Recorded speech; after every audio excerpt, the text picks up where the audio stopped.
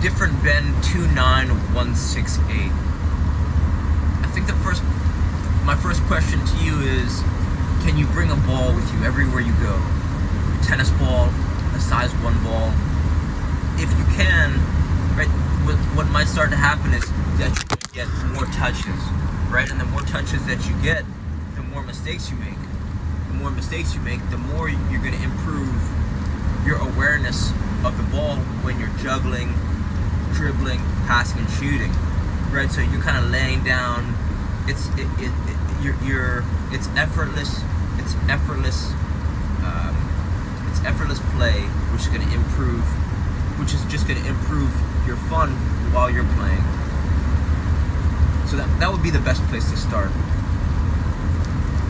The second thing that you want to keep in mind is, in terms of on the field, your field shape. So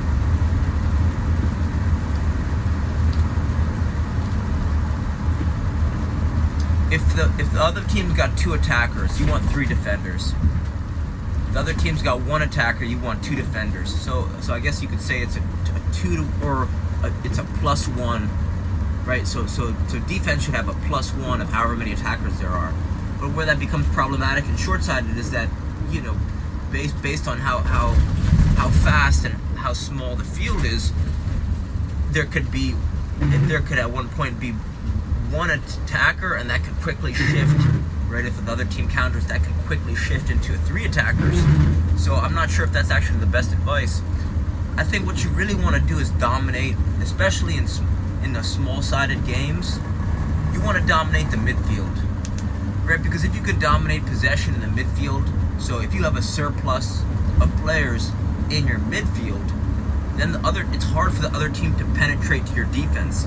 And if you win the ball in midfield, you only have 1/3 of the field to go to score on the other team, right? If you split the team up into your defensive third, so your defensive third, the middle of the field, that's a third, and then the other team's, so it would be the other team's defensive third, right? There's three zones, right? That middle, your end, and their end. If you could dominate the middle, then this is going to allow you to not only prevent goals from getting scored on, because they're going to be farther away from your goal, and you're going to have more scoring opportunities.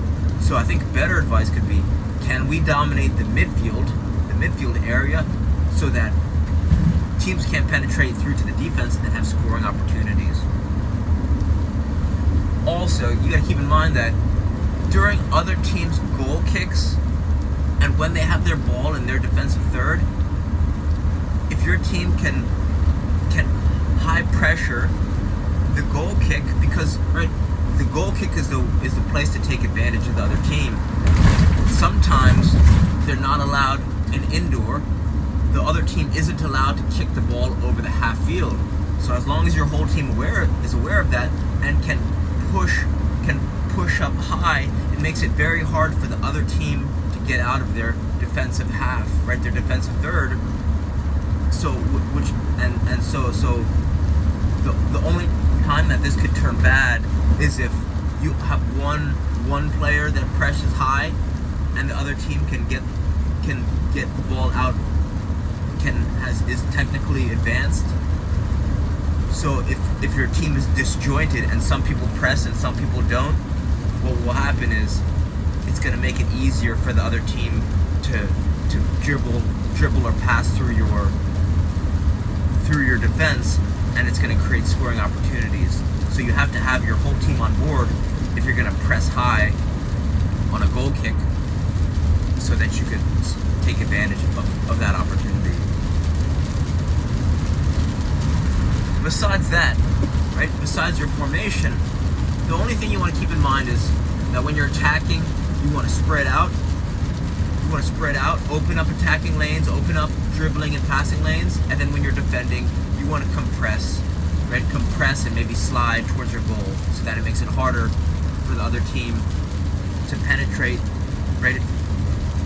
Right, it's like when you're compressing, when you're getting close together, it's going to make it hard, right? If you're more open, then it makes it easy for the other team to pass and dribble.